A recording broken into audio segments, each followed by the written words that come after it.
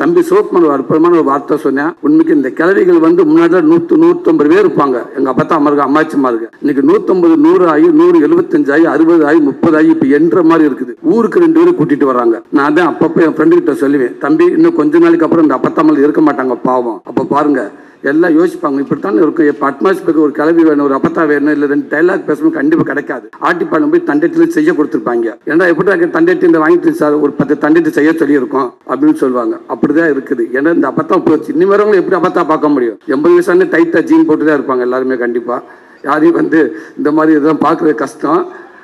அந்த அப்பத்தாவங்களை இருக்கிறப்பவே அழகா கொண்டாடிட்டீங்க, கொண்டாடி மகிழ்ந்துட்டேங்க. இந்த நாடே கொண்டாடணும். என்னை பற்றி அப்பத்தாக்களா அம்மாச்சிகளா உண்மைக்கே அந்த தம்பி மூலமாக உங்களுக்கு இப்படி ஒரு படத்தை கொடுத்ததுக்கு ஒரு பெரிய நன்றி.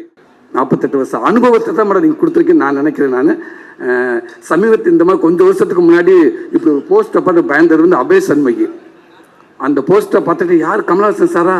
இல்லைடா ஏதோ கிளவிடா கமலஹாசன் தான் கேட்ட போட்டு இல்லைடா இப்படி டிஸ்கஷன் நடந்திருக்கு கிராமங்கிற நாளாக இருந்தது. அதுக்கப்புறம் எனக்கு சமீபத்தில் இந்த போஸ்ட்டை பார்த்துட்டு ராதிகா மேடம் தானா?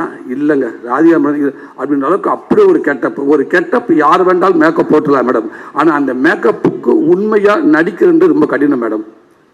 அது ரொம்ப முழுமையாக என்னுடைய அன்பு தம்பி கார்த்தி எஸ்கே அது எல்லாமே தம்பியை பற்றி சொல்லிட்டாங்க. என்கிட்ட தம்பி நானும் தம்பியும் ஒரு அண்ணன் தம்பி 8 வருஷமாக இருக்கும். தம்பி ஒரே ஒரு வார்த்தை சொல்லுவாப்பில்ல அப்பப்போ, அண்ணே நான் நடிக்கிற படங்களில் எல்லாத்தையும் நான் திணிக்க முடியாதுண்ணே. வேற ஒரு இயக்குனர் வேற ஒரு ப்ரொடக்ஷனில் இந்த படம் என் படம் சொசைட்டிக்கு ஏதாவது ஒரு வகையில் பிரயோஜனமாக இருக்கணும் அப்படித்தானே நான் நினைக்கிறேன். நான் ரொம்ப திணிக்க முடியாதுண்ணே.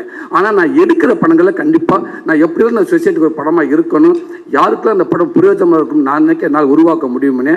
அப்படி தான் இந்த எஸ்கே ப்ரொடக்ஷனை நான் ஒவ்வொரு படமும் நான் பார்த்துக்கிட்டே வரேனே.